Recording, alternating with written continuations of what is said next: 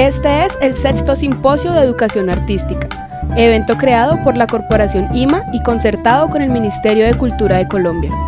A continuación se presenta la ponencia, El acordeón clásico y sus posibilidades interpretativas, un camino para acercarse a un instrumento desconocido, a cargo del magíster Jonathan Agudelo.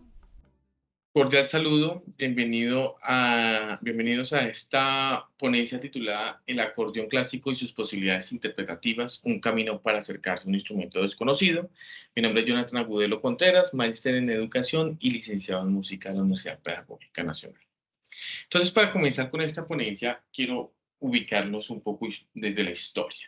¿De dónde viene este instrumento? Entonces, en el siglo XI se fabrica un instrumento llamado guimbardas, que es un pequeño instrumento, como podemos ver en la imagen, que se introducía a la boca, se soplaba y hacía que vibrara una pequeña lengüeta de acero y esto producía un sonido. En el siglo XIII, el padre Joseph Amiot, un misionero jesuita, descubre un instrumento también de este mismo sistema de lengüetas llamado Sheng u órgano de boca, que tiene el mismo principio, pero ya poco más complejo, da más sonoridades. Ya en el siglo XV en Italia se acerca más este instrumento al acordeón que hoy conocemos, que es el órgano portable, que tiene aquí un pequeño fuelle y un teclado, donde entonces iba soplando, emitiendo aire y acá iba sonando también por el mismo principio de las lengüetas. Y en el año 1821, Friedrich Buchmann, músico, hace el primer acercamiento al acordeón como el que hoy conocemos, pero un instrumento que lo llamó aura, que daba solo sonidos largos y demás.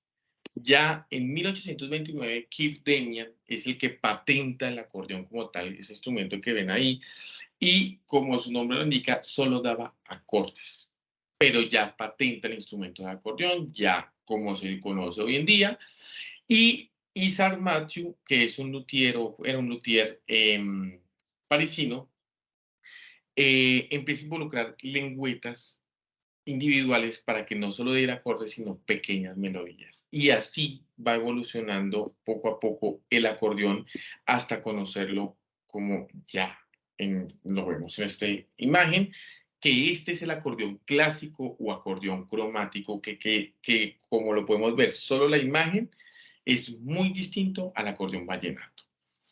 Entonces, ya un poco de historia de dónde viene el instrumento. Entonces, la pregunta que surge en esta investigación es, ¿qué puede hacer un acordeón cromático? Entonces, primero nos basamos desde el término de folclore.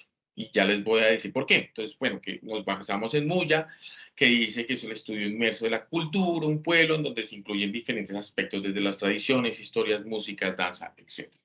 Pero ¿por qué llegamos a este término del folclore? Porque se encontró que el acordeón hace parte de la organología de muchos países para interpretación de sus músicas tradicionales. Por lo menos en Latinoamérica encontramos a México con el corrido, Perú con el vals criollo, Argentina con el chamamé y Brasil con el forró. Esto es muy importante porque esto nos empieza a dar la primera perspectiva que es un instrumento que es muy importante en diferentes partes del mundo y en sus culturas como tal. Entonces, para entender estos ritmos se hizo una contextualización de los géneros. Entonces, el corrido mexicano nace a mitad del siglo XIX, proviene del romance español. El corrido nace como una especie de noticiero que se escribía lo que pasaba y, y esa información iba corriendo de zona en zona, de pueblo en pueblo, para poder transmitir la información. Por eso se llama corrido como tal. Su auge comienza en 1910, con todo esto de la Revolución Maderista, es donde el corrido comienza a tener mucho más fuerza, ya se canta, entonces lo que se escribe ya, eso le ponen música y se canta, baja la popularidad del corrido y renace con el narcotráfico, con los narcocorridos. El corrido comienza siendo con guitarra y vihuela, y después de un tiempo introducen el acordeón y ya no se considera un corrido si no tiene acordeón como tal, acordeón cromático. Claro que también están utilizando actualmente el acordeón como el vallenato o el diatónico, pero originalmente es con acordeón cromático. Ya nos vamos al vals criollo, que es en el Perú. Entonces, esto es un ritmo afroperuano que se origina con la llegada de los españoles, con sus ritmos cortos cortesanos, hace una simbiosis con los africanos y se crea este vals peruano criollo que es muy movido, mucho con guitarra, donde ya hay cajón peruano, donde gracias a la llegada de los europeos llega el acordeón. Em, Hay una época que le llaman Guardia Vieja, que es finales del siglo XIX y del XX, principios del XX, porque eran los que escuchaban y los que interpretaban el vals eran considerados como la gente de menores recursos, eran mal vistas, no era muy popular este ritmo como tal.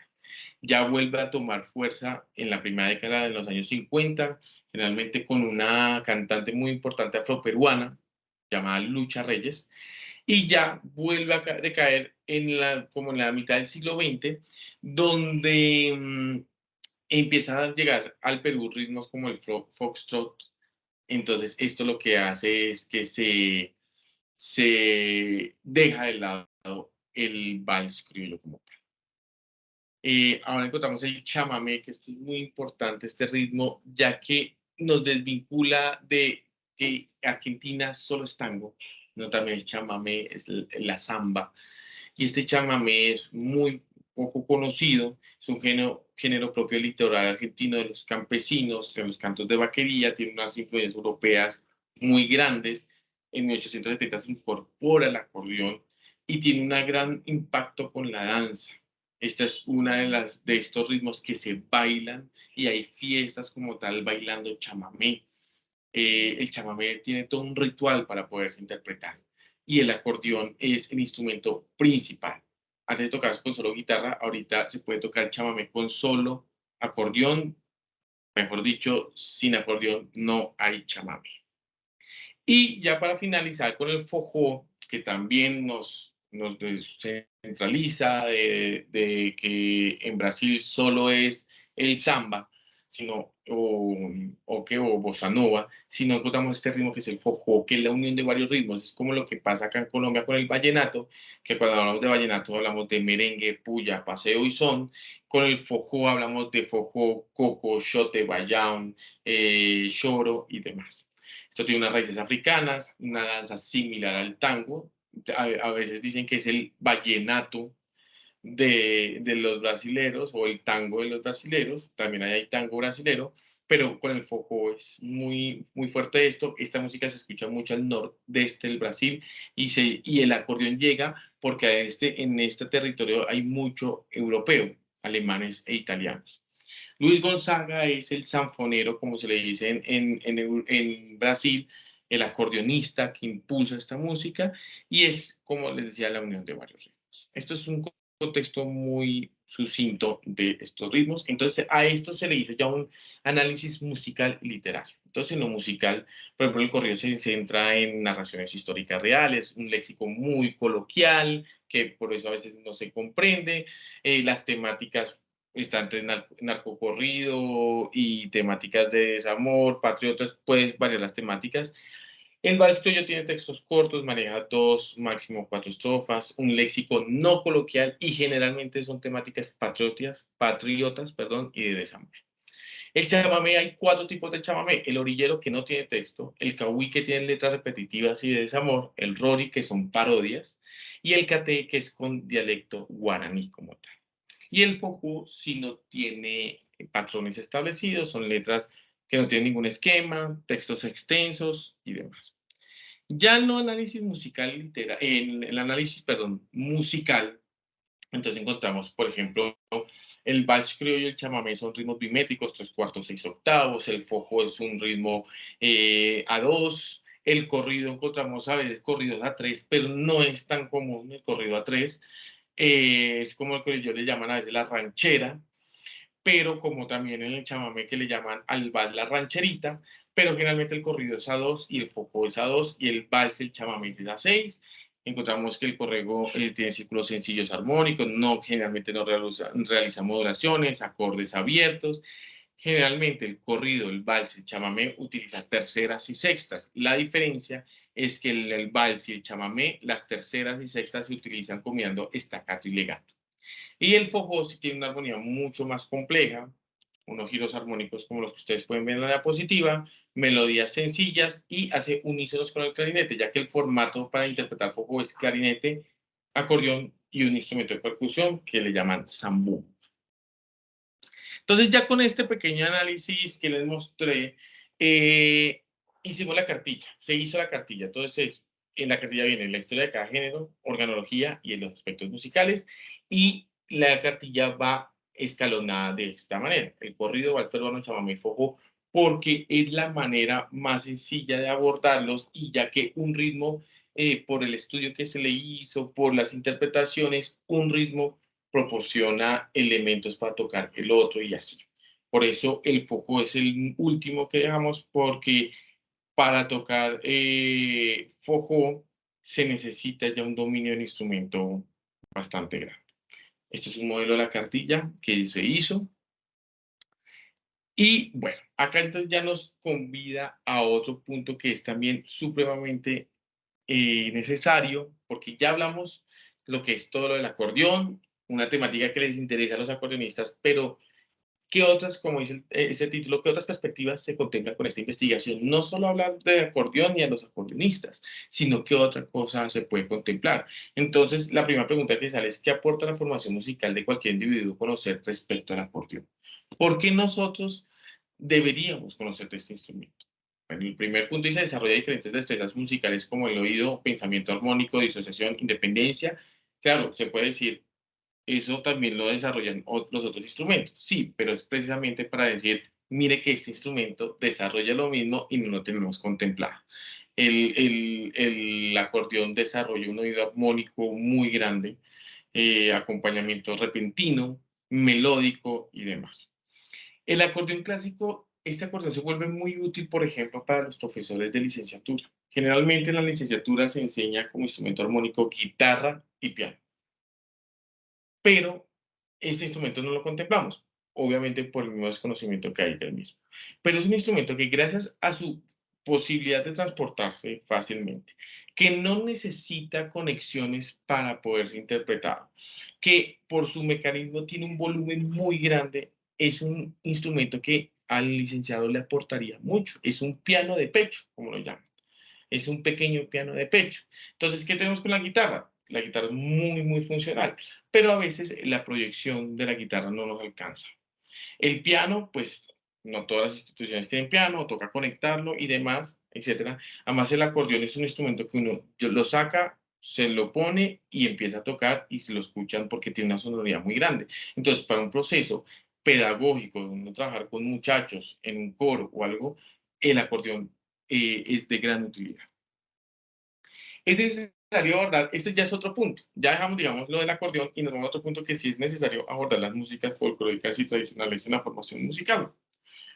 Pues entonces lo que encontramos es que sí, lo que se encontró es que sí, porque primero contribuye a la interiorización de patrones rítmicos, melódicos y armónicos que son cercanos a la población. Unos pensarán, pero yo nunca he escuchado un fojón, no he escuchado un chamamé, no he escuchado un corrido, pero como manejan características en las interpretaciones, en las rítmicas, algunos círculos armónicos similares a nuestras músicas, entonces no se vuelve tan desconocido. Un vals criollo, un vals peruano lo hemos escuchado con Julio Jaramillo, con los Visconti y demás. El chamamé es un género, un ritmo muy parecido al bambú. El forró es muy parecido al samba, pero con unas riqueza armónica mucho más grande. El corrido, pues ese corrido sí es muy cercano a nosotros, ya con toda la llegada de la música de banda y demás, este no es tan alejado al oído de nosotros. Del mismo modo, ayuda a generar nuevas rutas y herramientas pedagógicas y didácticas que sean más cercanas y mayor impacto en la comunidad. El poder contemplar una formación desde las músicas tradicionales nos puede ayudar a generar eso, nuevas estrategias, rutas, material didáctico que sea de mayor impacto. ¿Por qué no pensarnos un solfeo desde estas músicas tradicionales?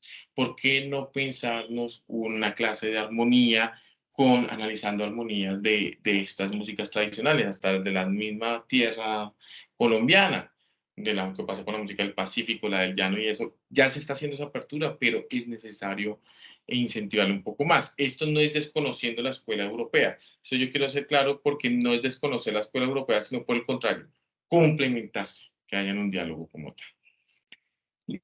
Y pues evidentemente la interculturalidad en los procesos formativos, por lo mismo que hablamos de las músicas tradicionales, es supremamente importante que exista ese diálogo intercultural, porque entonces abre el espectro sonoro de los estudiantes, tímbrico, eh, conocer otras culturas, conocer sus orígenes, su idiosincrasia y demás, evidentemente lo que hace es enriquecer al estudiante como tal.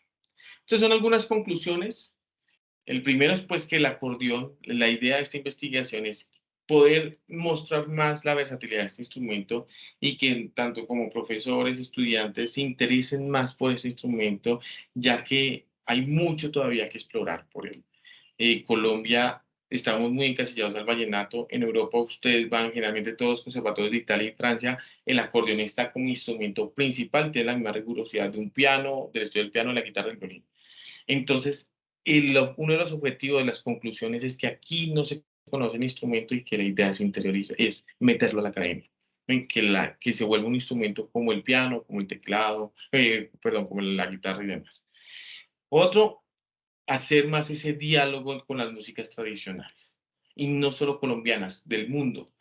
Tratar de hacer nosotros en nuestros procesos formativos, por lo menos de primera, segunda infancia, hasta los procesos universitarios, ese diálogo desde la interculturalidad, ese diálogo con otras músicas, pero músicas folclóricas que no están contempladas y que tienen algo cercano a nosotros. Y bueno, lo que ya hablamos de la interculturalidad, que en los procesos formativos musicales debe ser tomada de manera mucho más rigurosa, pero no desconociendo la escuela europea, sino haciendo un diálogo, que todo esto lo que nos ayudará es a formar mucho mejores músicos, porque vamos a tener unos músicos mucho más, con mucho más referentes, creativos, con mucho más sonoridades y demás. Entonces, un poco de las referencias bibliográficas. Les agradezco mucho y quedo atento a sus preguntas. Gracias por acompañarnos en el sexto simposio de educación artística, evento creado por la Corporación IMA y concertado con el Ministerio de Cultura de Colombia. A continuación se presenta la ponencia, Integración de saberes para la formación musical, el caso Expresiones populares, a cargo del magíster Neiber Escobar y la magíster Esperanza Ponte.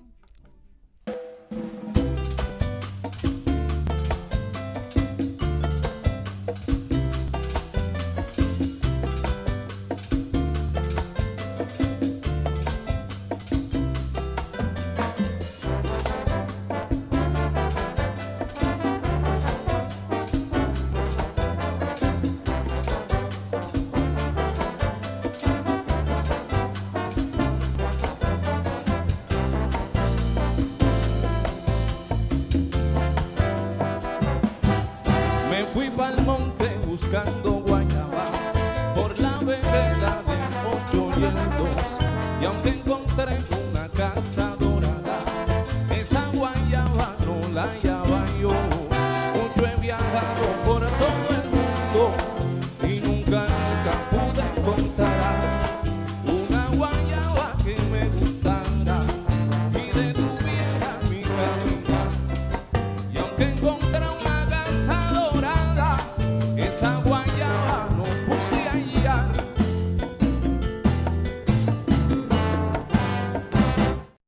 A través de esta ponencia buscamos evidenciar el proceso de transformación de la asignatura Expresiones Populares, la relevancia que ha tenido la inclusión de dinámicas investigativas y el aporte generado desde múltiples disciplinas a la creación, montaje y puesta en escena de obras artísticas. Asimismo, serán 3 las temáticas principales de la ponencia: investigación, creación artística. Los procesos de creación artística, al igual que la investigación, manejan estructuras disciplinadas y planificadas, en donde la experimentación constante juega un rol importante en la consecución del producto final.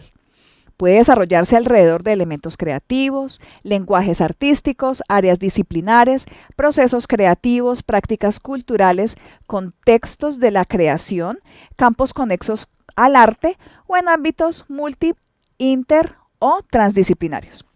Como segundo punto, la creatividad y procesos creativos. Creatividad se puede definir como la capacidad de optimizar la producción de ideas novedosas y comunicarlas. Va de la mano con el proceso creativo, que es un conjunto de etapas desarrolladas por uno o varios individuos para iniciar un proyecto o dar solución a un problema a través de la creatividad.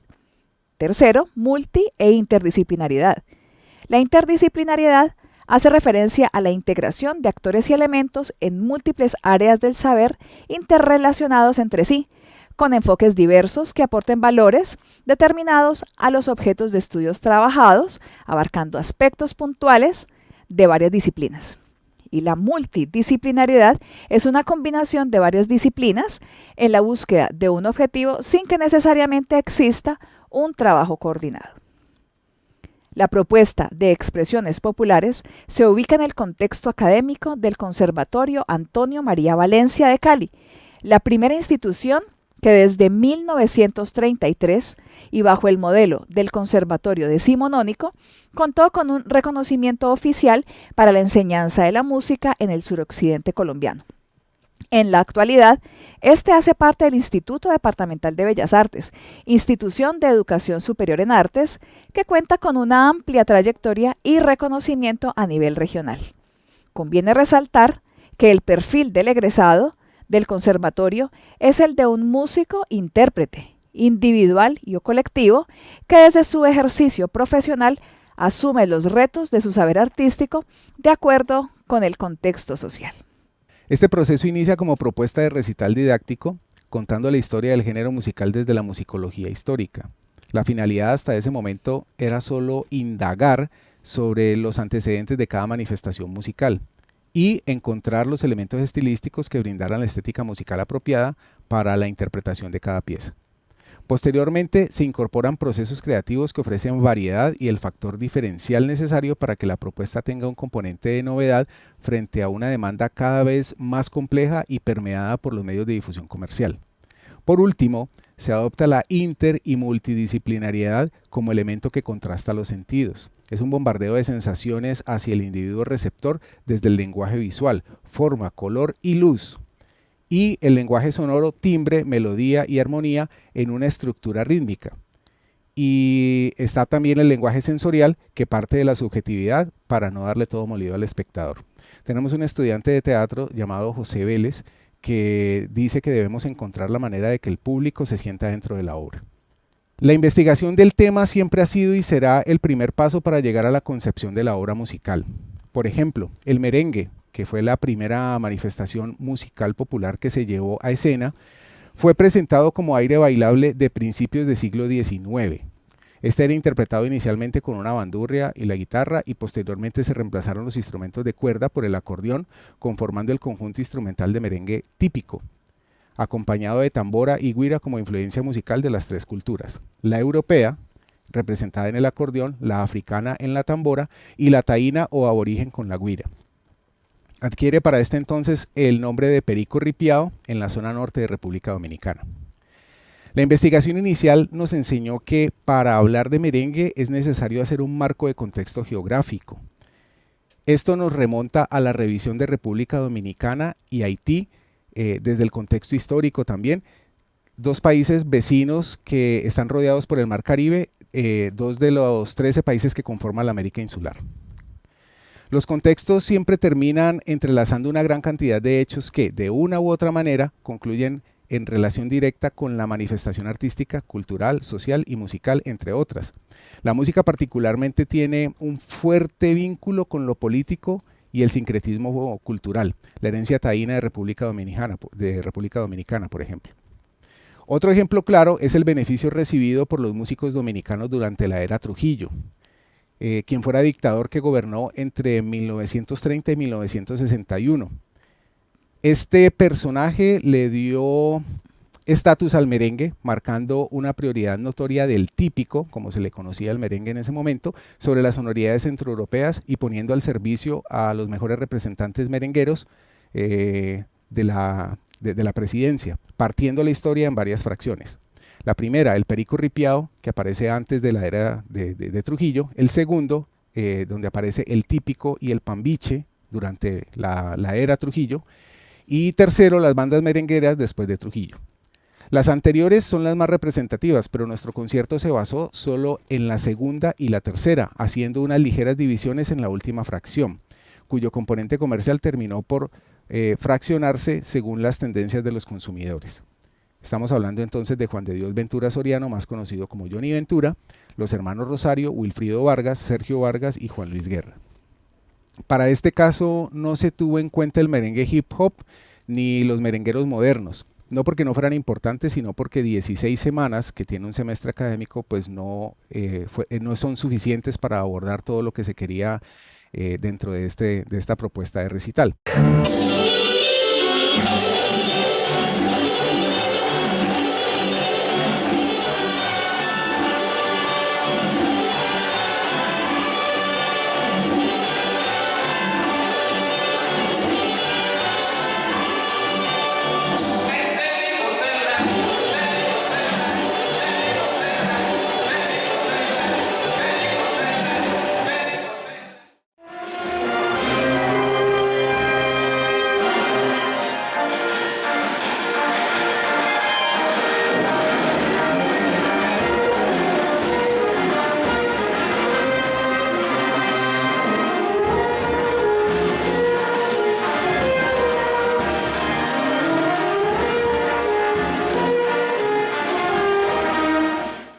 Venimos de ver dos videos, el primero el concierto de merengue en 2013 y el segundo el concierto de banda pelayera en 2014 bajo la misma modalidad que antes expusimos. Estos procesos creativos de merengue dominicano, banda pelayera, música antillana y una cortesía fruco fueron 4 recitales concebidos desde los procesos investigativos con fines interpretativos. Los interpretativos para los estudiantes participantes y lúdico-didácticos para los espectadores en estos casos. Una crisis institucional de la época nos llevó a unir dos propuestas, la de Fruco y la de música internacional, que le llamamos Música Sin Fronteras, e hicimos una propuesta de iluminación muy artesanal, sin concepto de manejo de color, y solamente era para dar ambientación. La experiencia de iluminación nos gustó, y Noches Mexicanas, que fue presentado en el 2016, fue intervenido por un juego de luces un poco más elaborado. Este involucró incluso pólvora electrónica dentro de un espacio cerrado que al final del recital pues armó un escándalo impresionante. Por supuesto, la respuesta del público estaba en positivo aumento y la sala se iba llenando cada vez más. La sala Beethoven tiene un aforo aproximado de 680 personas y ya llegaba un momento en que no nos cabían en la sala. En el año 2017, Fiebre de Disco marcó un punto de partida a la multidisciplinariedad. Se eliminaron los programas de mano y el listado de obras, para realizar, en este caso, en reemplazo de ellos, las notas al programa. Y el repertorio fue apoyado por imágenes proyectadas hacia las partes laterales de la sala Beethoven. Buscando con esto mejorar el performance, se solicita el apoyo también del semillero de maquillaje, donde ocurrió un maravilloso malentendido. Se confundió el apoyo del maquillaje, la directora del semillero confundió el apoyo de maquillaje con la participación de sus actores en la recreación de Thriller, que era un tema que nosotros teníamos dentro del recital, obra de Michael Jackson. Este recital tuvo tanta acogida, dejó más de 200 personas por fuera, que tuvo que repetirse 2 veces. La institución miró el proyecto con otros ojos a partir de este momento y empezó a mejorar el apoyo económico y logístico. Por otra parte, los estudiantes de la FABA se sintieron atraídos por la propuesta y solicitaron vinculación, argumentando que si la puesta en escena era buena y la musical también, pues no deberíamos dejar lo visual por fuera.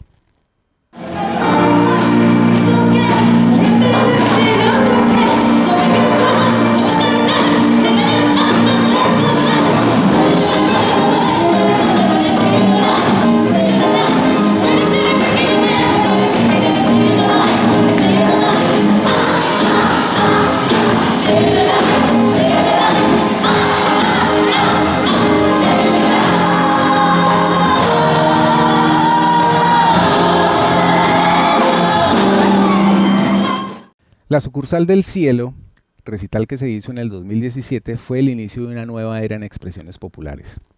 Tuvo investigación musicológica, intervención conceptual desde diferentes disciplinas, la visual, la sonora y la teatral, y la participación de un externo. La Carpa de Lirio y la compañía Rucafé nos acompañaron en este espacio. Aparece el primer guión escénico y se divide la obra en 4 cuadros. Cada cuadro tenía 4 escenas diferentes y ya podemos hablar de la primera obra de creación colectiva donde se cuenta la historia a través de diferentes disciplinas.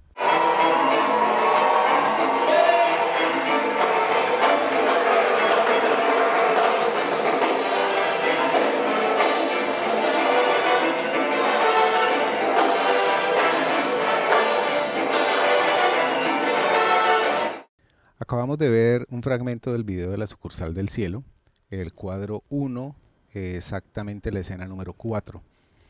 Lo que en un principio fuera un recital didáctico partiendo de un género musical, pasó a ser una puesta en escena donde el punto de partida era una temática a la cual se le agregaba una historia que contar a través de un repertorio musical, apoyado por conceptos visuales, lenguajes corporales y un nuevo elemento, la escenografía, la cual en este caso pues tiene un papel fundamental.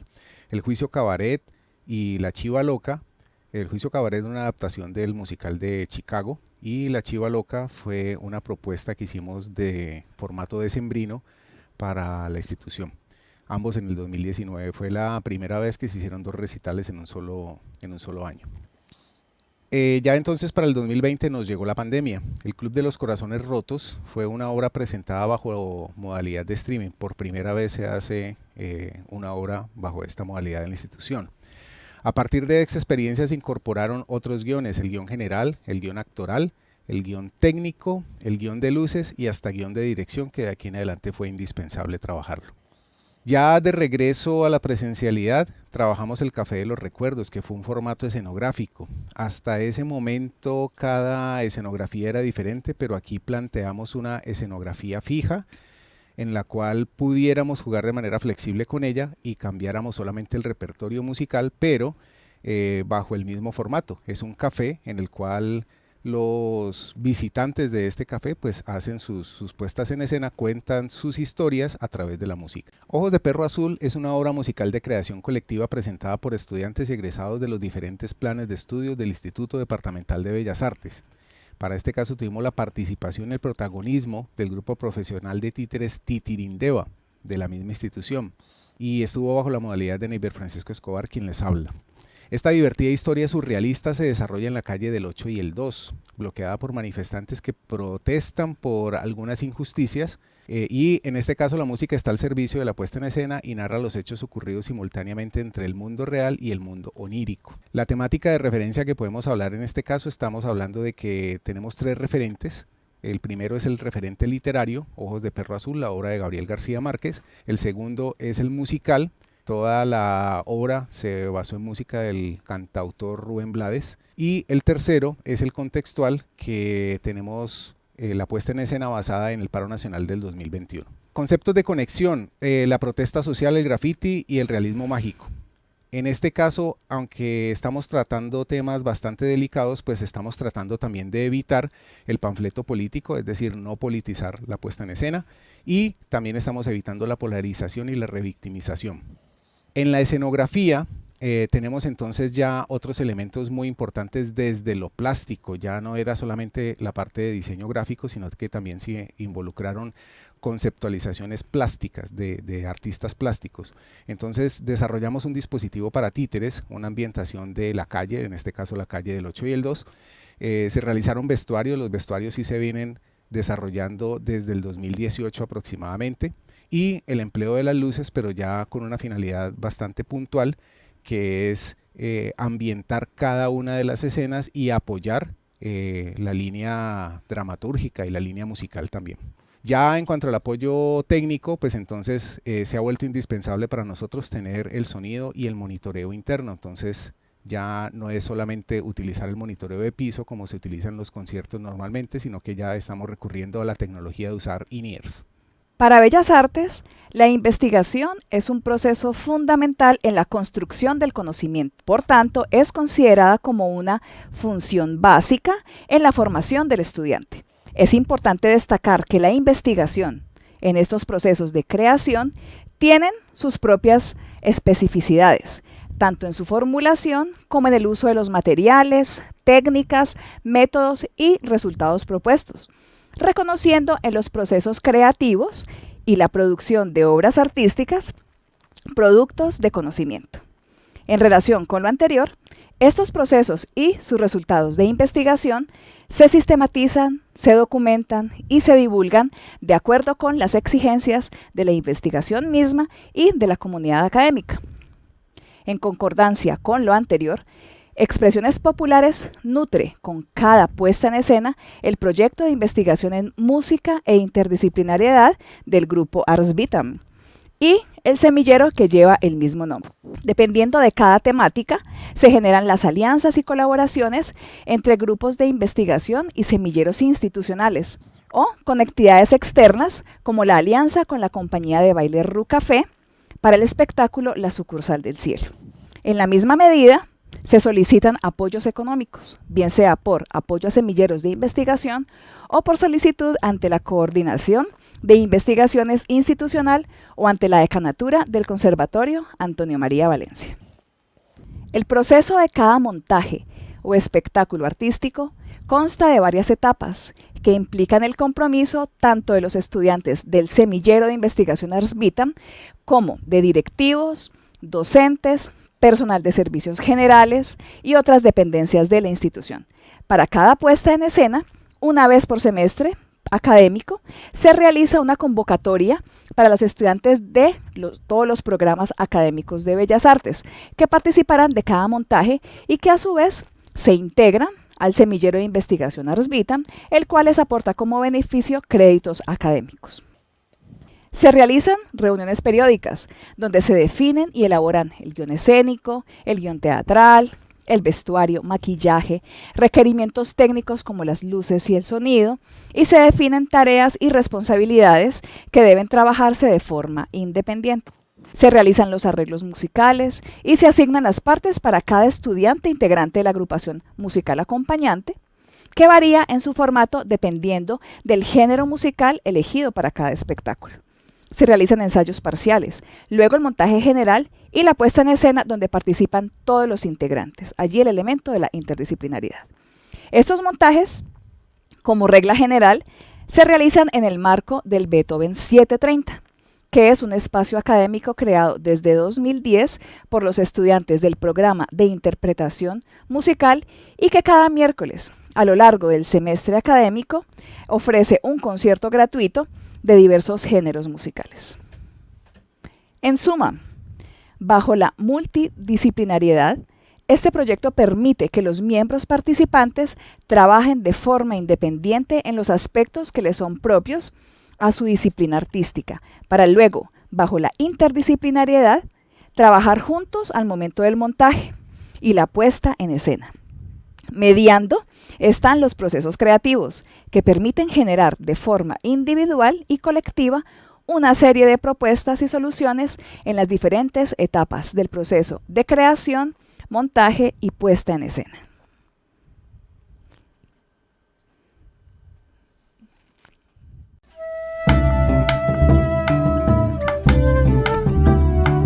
Gracias por acompañarnos en el 6º Simposio de Educación Artística, evento creado por la Corporación IMA y concertado con el Ministerio de Cultura de Colombia. A continuación, la ronda de preguntas será transmitida en vivo por el canal de Facebook del simposio, cuyo enlace se encuentra en la descripción de este video.